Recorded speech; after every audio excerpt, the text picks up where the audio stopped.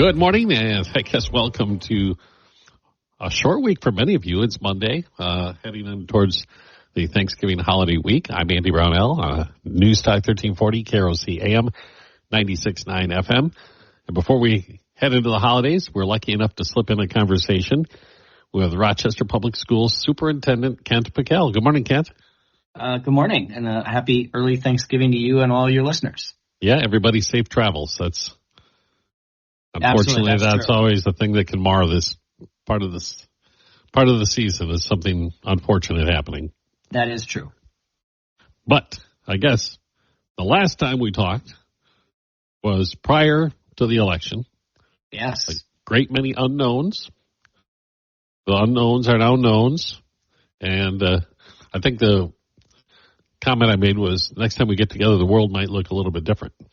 But I guess it doesn't. So, well, first of all, congratulations on your role in spearheading the approval of the operating levy referendum in the November election. And maybe leading up to that, I'll throw it to you and maybe your response to a very successful referendum. Well, thank you.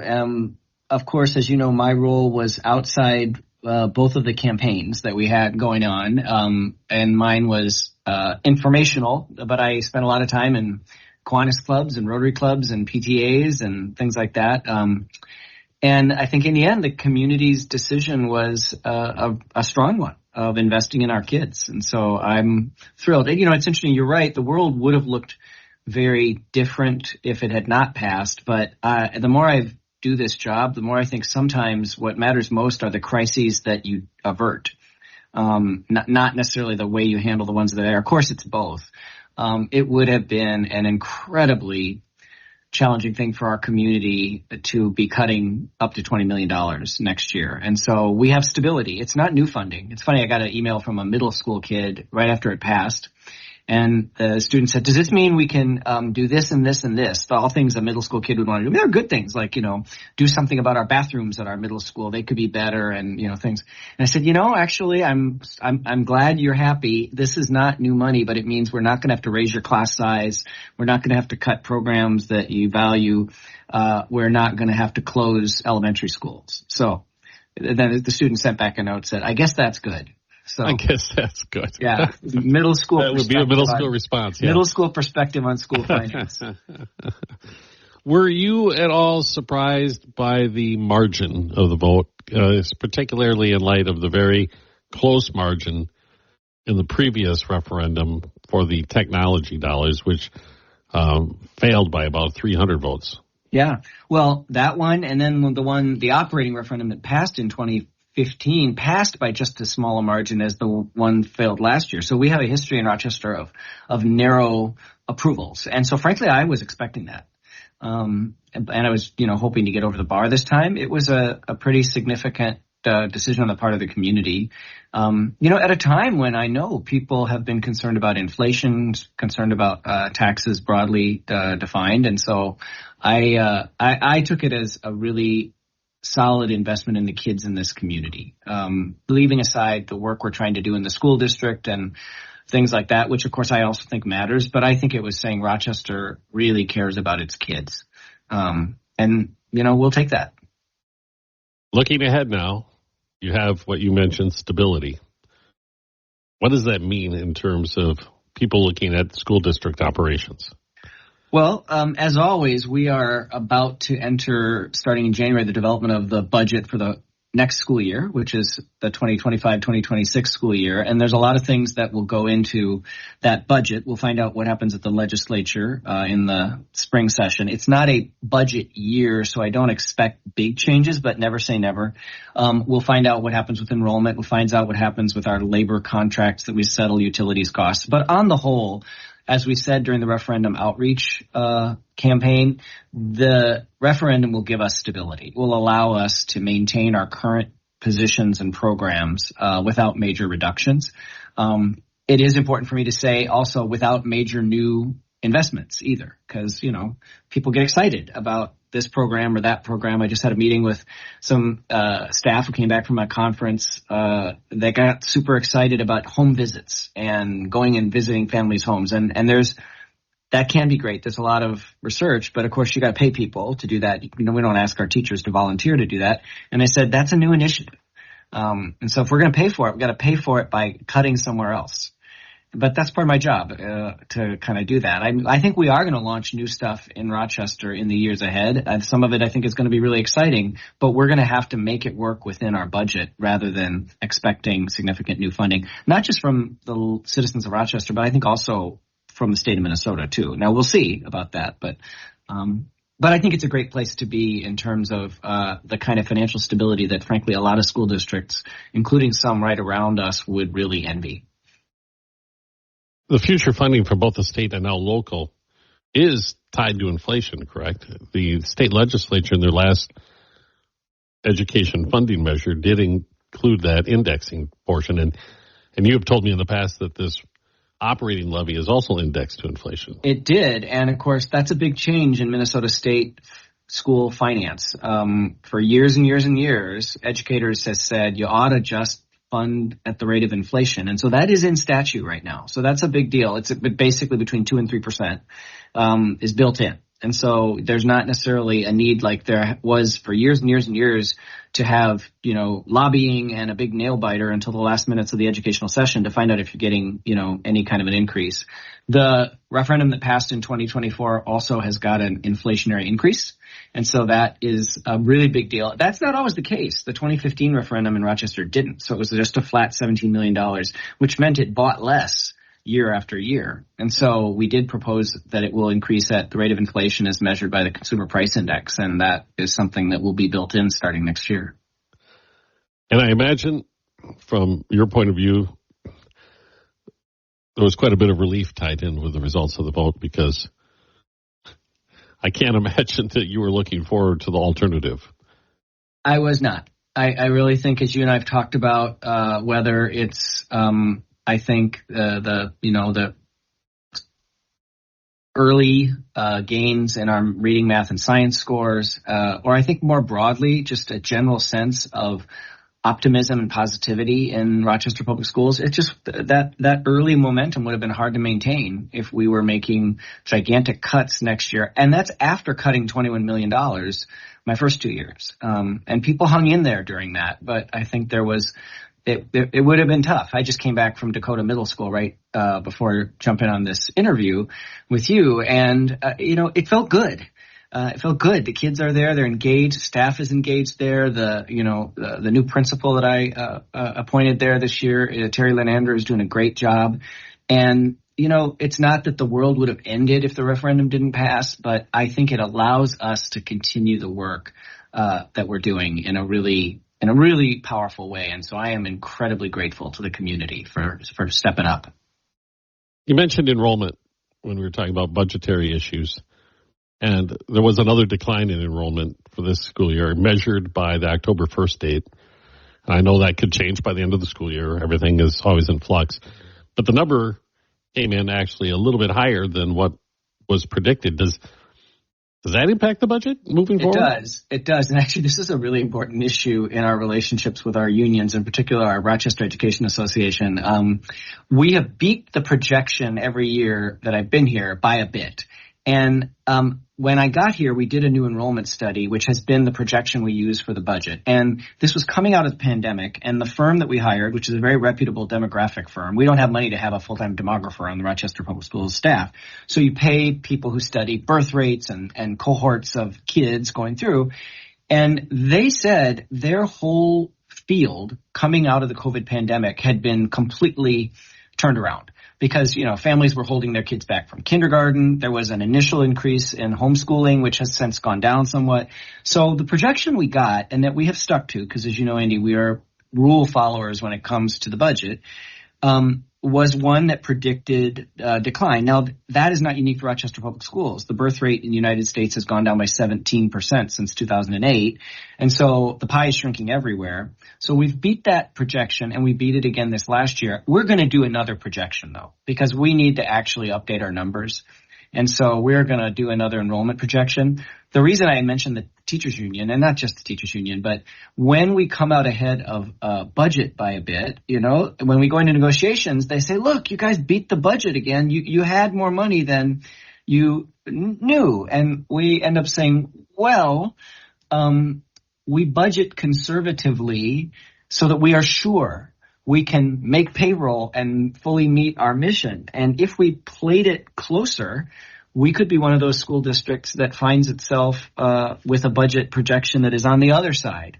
So so the enrollment projection is one where we are conservative, and then we're conservative in other areas of our budgetary projection. But it does sometimes have some of our friends looking at us and saying, "See, you had more money," and not exorbitantly more money, but I do want people to understand that we are not conservative in those projections because we don't want to use the dollars that the public gives us to educate kids. We are so that we are sure Rochester Public Schools is fiscally sound. And we just had the 5th perfectly clean audit in a row, that no findings from our external auditors in a $400 million organization. That's pretty extraordinary.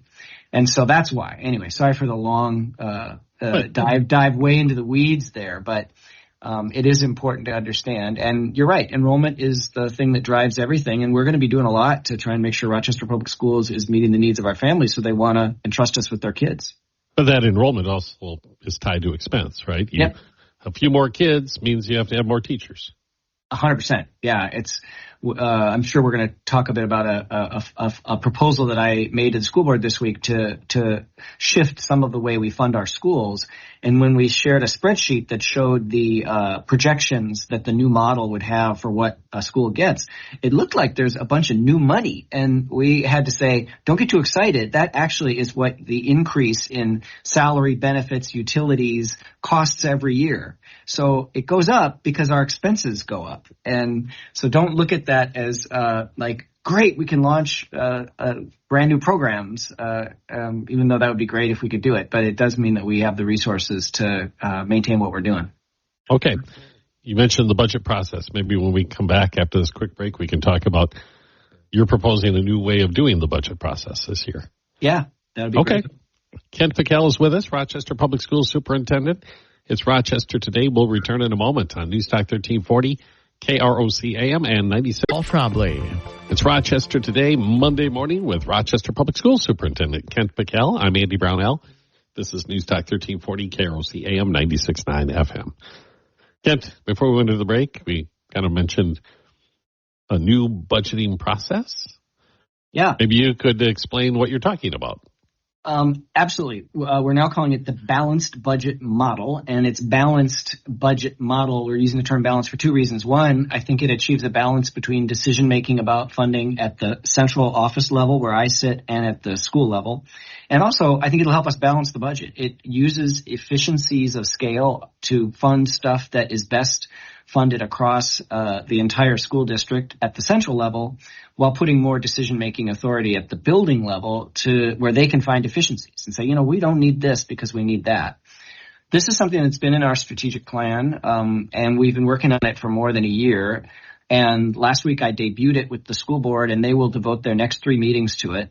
The goal is for them to vote on the model before the end of the calendar year, meaning December 17th is their last meeting, but we would still have the entire budget planning process from January to June 17th to work out all the details, because the model is the concept and the devil is definitely in the details, where we would be figuring out the very specific ways each funding stream would be allocated into the model. Maybe to start, what is the process been in the past? So the key thing about this is Rochester Public Schools is really a highly centralized school district. The way we fund and staff our schools is largely determined where I sit, and it has been for quite a long time. We've been working with a national technical assistance firm that has a lot of experience in school finance, and they drew a graph from total autonomy for the school. You're essentially a charter school. There's no district, to a highly centralized district. And we were a bit to the left of highly centralized. We tell schools what their class size is, how many teachers they get, how many administrators they get, how many name the position, and then a lot of the decisions about that as well in terms of curriculum and things like that. Now, the positive side of that is that we can say there is an educational program across Rochester Public Schools that a kid gets no matter what school they go to.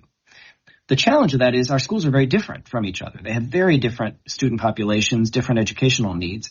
And when you're staffing and funding them pretty identically, you don't give them much flexibility or much autonomy and opportunity for innovation.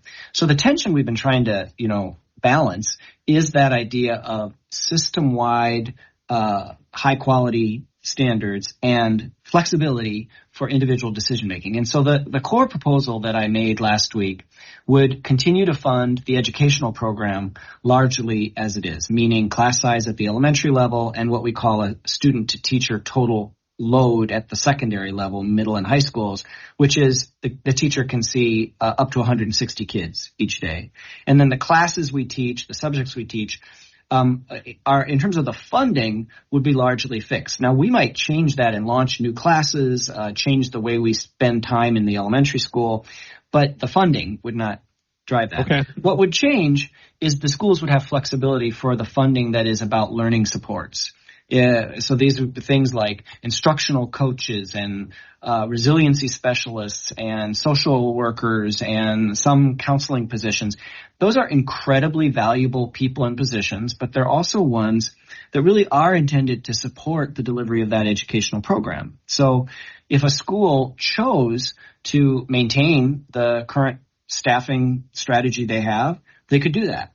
But they would have the flexibility to reallocate some of those dollars. They could put it into their educational program. They could lower class size with it, or they could go more heavily on certain positions that they think really meet the needs of their kids. So that's the really big idea. There's a lot of other stuff that is in the proposal because it ends up getting to how do we use our money from the federal government called Title I. We're going to change that. And how do we use our funding from the state of Minnesota called compensatory revenue? How do we change that?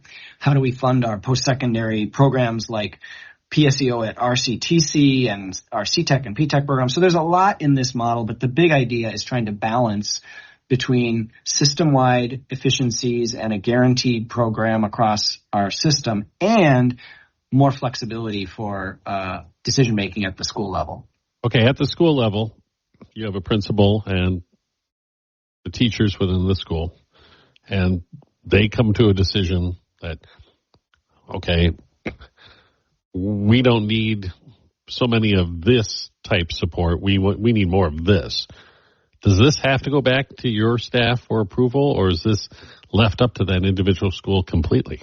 We would definitely need to approve it. We need to approve it so that it would be aligned with the school district strategic plan, which we will actually be developing a new one starting for 2026. And we would need to approve it to make sure that all legal requirements and best practice requirements are there. We also need to approve it because we also still have labor contracts. We need to make sure that if your job is cut or reduced somewhere, you have tenure, you're still going to have a job per our labor contracts. So it would not be sort of complete, or to use the term a school board member used after I gave an overview of my recommendation, radical change, but it would be evolutionary change that I think would be significant and meaningful, but not so big that we would end up with schools, going rogue. Going rogue that's a great phrase for it. I'm going to use that one. So yeah, that's the core thing. One question I've gotten a little bit as we debut this is why now? And there's kind of two answers to that. One, we wanted to do the funding and staffing change in year 3 of our current strategic plan rather than year 1 and 2, because we wanted to let the academic work drive the funding work.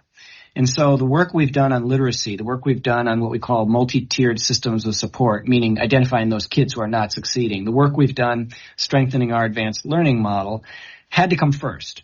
And we now, frankly, know a lot more than when I got here about, for instance, which kids are struggling to read at grade level. Like we haven't fixed that problem. We know a lot more.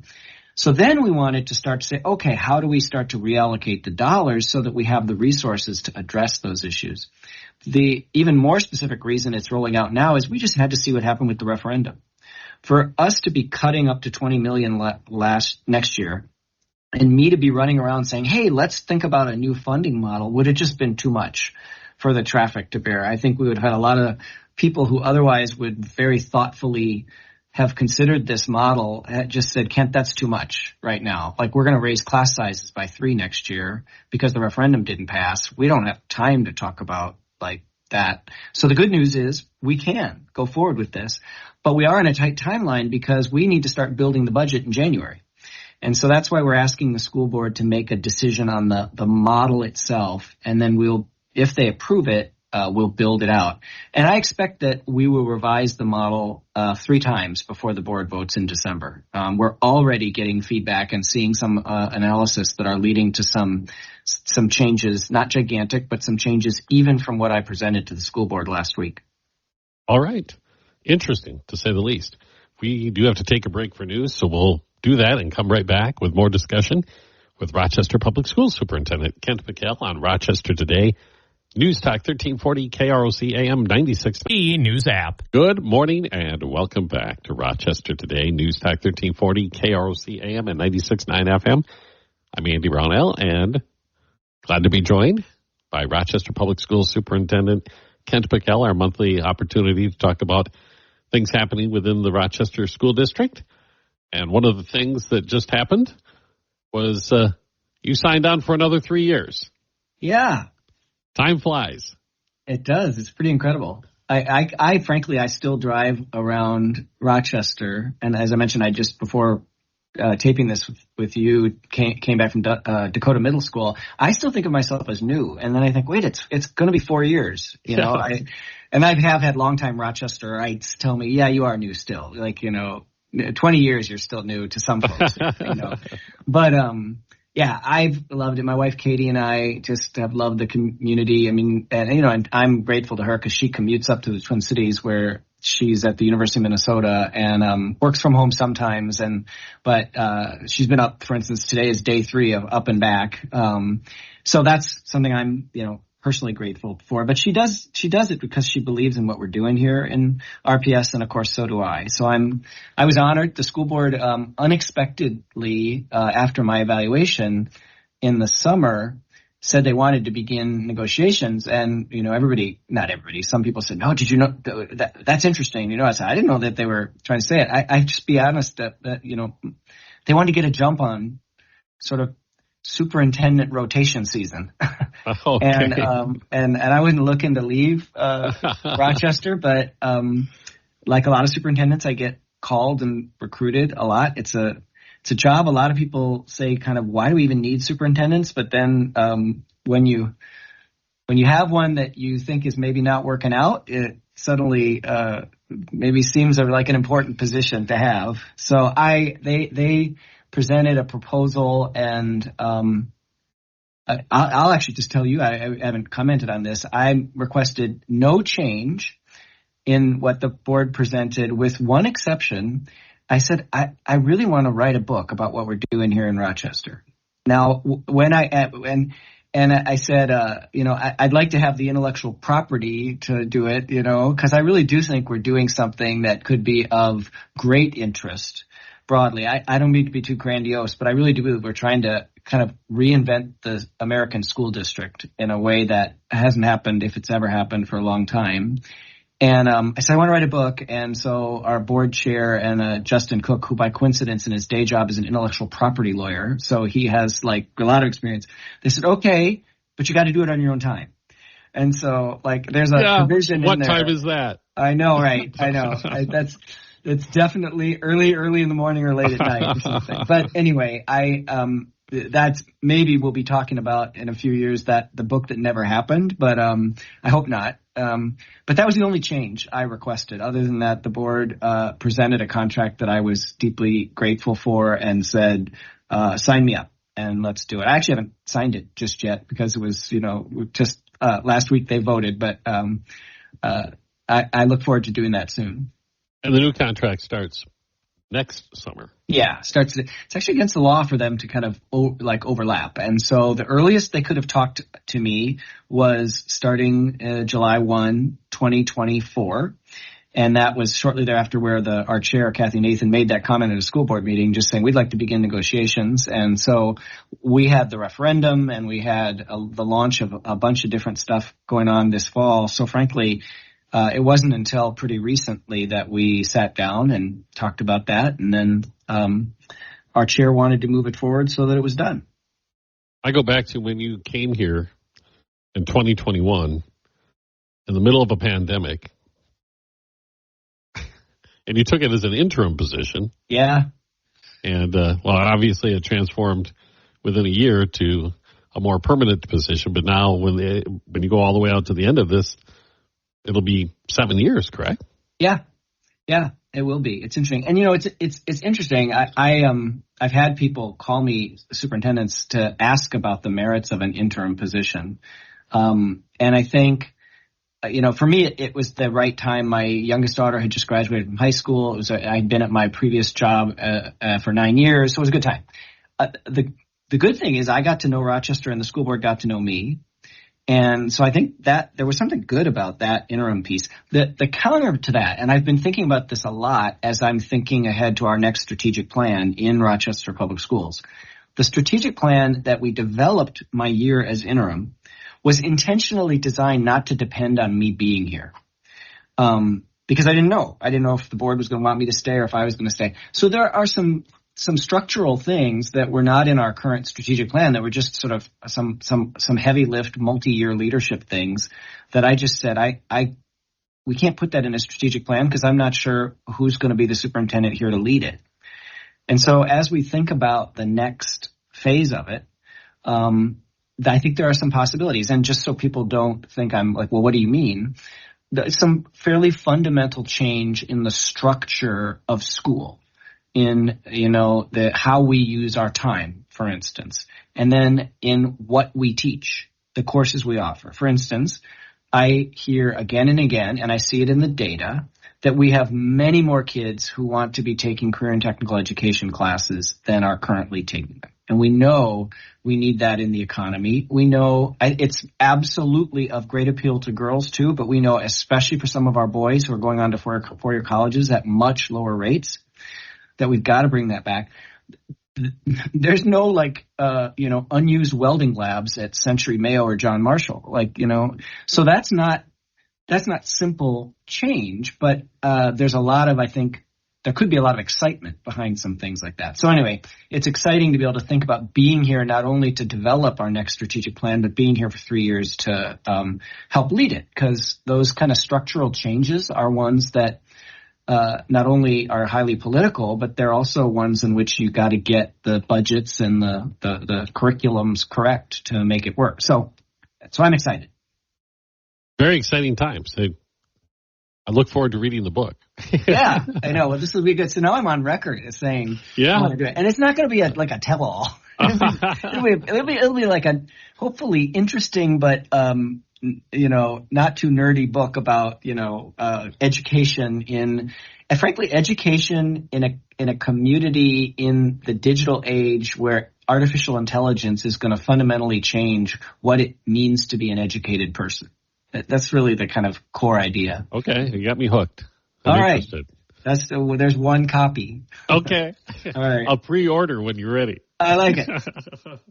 All right. One thing before we go to the break, we don't have to spend a lot of time on this, but as superintendent, one of your more public decisions that you make on a regular basis this time of the year is when to call off school due to inclement weather.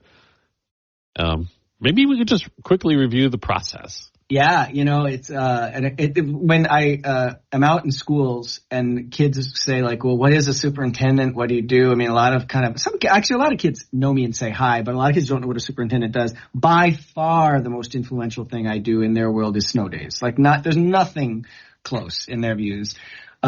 We start at about 4 a.m. with looking at weather reports, and it's always our transportation coordinator now position as a director and me, and we try our best to make the call by 4:30 if we can. National Weather Service and La Crosse, we check lots of sources, but we trust the National Weather Service and La Crosse the most. And there's really three things. There's temperature, visibility, and wind. And the challenge, of course, is that what it looks like downtown Rochester might look very different outside, Orinoco. And then what happens even the outskirts of the city. Totally. And what happens at 6 a.m. could be very different from noon. I just want to give a shout out because I think all of us who work in any organization of any kind know that in the end it comes down to the people you've got. And Jeff Cappers has been the longtime transportation coordinator in Rochester Public Schools. He is retiring this winter, and he has been my phone call. He's mentored me in this process. We have already selected and have had on the job his successor, who's a guy named Dustin Morrow, who he's an Army veteran and got a smart guy, and Jeff's been mentoring him. So that's going to be a big shift for me when I get that call, and it's not Jeff, but it's Dustin at 4:30. But I know I'll be in good hands still. And Jeff's going, I'm sleeping in. Oh my gosh. Call me. He is. We're having a retirement party for him this week, and whenever I see him in the hallways, and I mean, this is the community would be so proud of the commitment that people like Jeff make. I mean, he's 4 a.m. to 10 p.m. if a kid's lost on a bus, something like that. So he's really emblematic of the kind of great people we've had in Rochester Public Schools. So I do wish him the best, and maybe I'll just call him at 4:30 to pay him back someday. Yeah, there you go.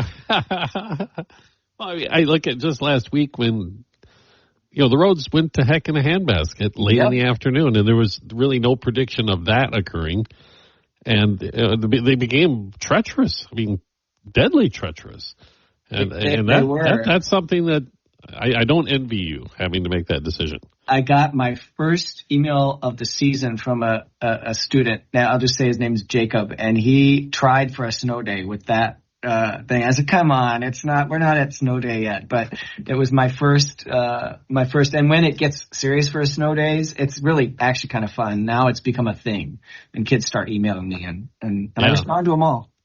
Well, I'll tell you a story really briefly before we take the break. Way back when in the dinosaur age, when I was in school, and the superintendent was Dr. Harry Vakos. Oh, yeah. And I think the poor guy, one time during his career, took a vacation to Florida when a blizzard hit. Oh. And the decision was made not to close school. And it snowed really, I mean, it was like 8 to 12 inches of snow. And, it became the running joke. If we didn't get a snow day, well, Vakos must be in Florida again. Oh, my gosh.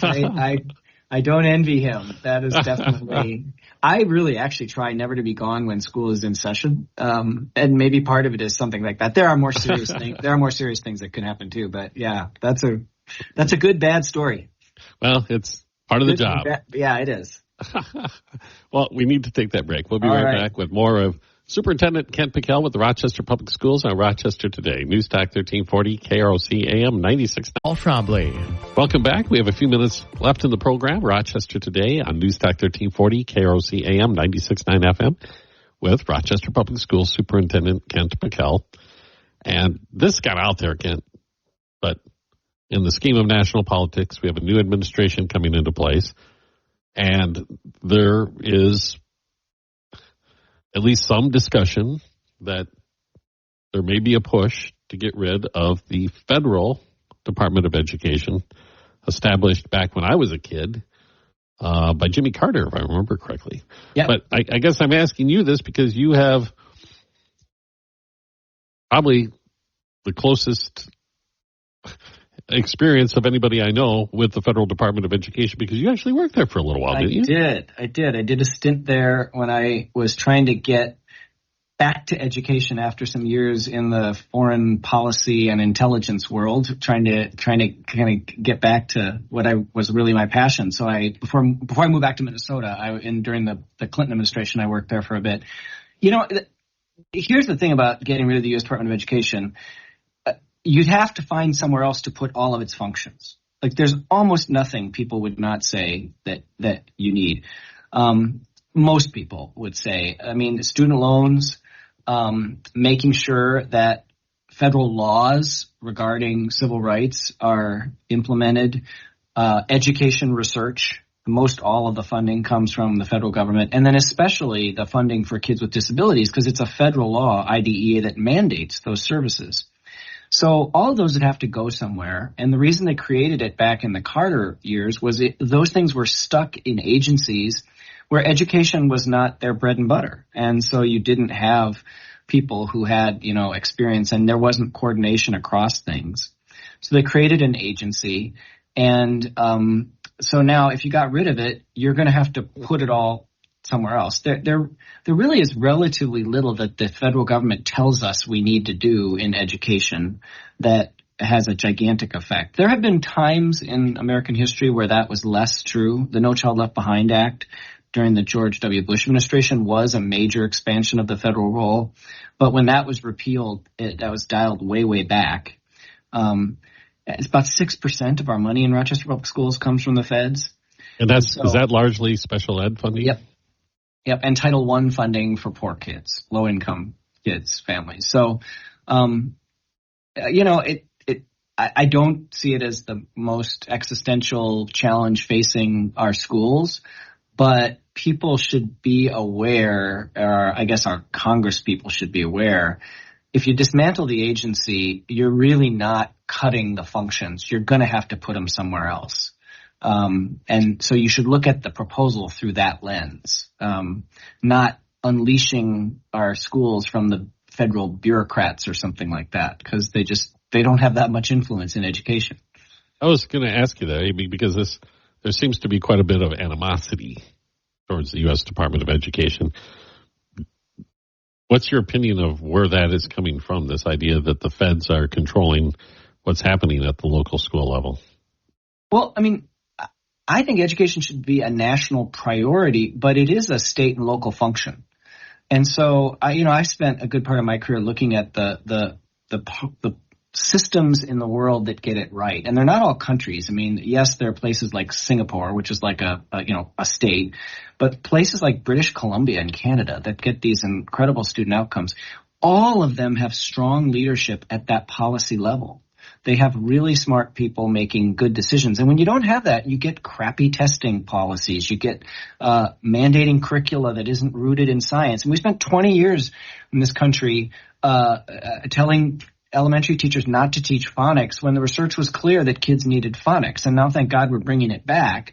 But if you don't have expertise that is there, but they're not mandates. There really is relatively little. Congress passes laws that have things to do. That's not really originating with the Department of Education. That's legislative.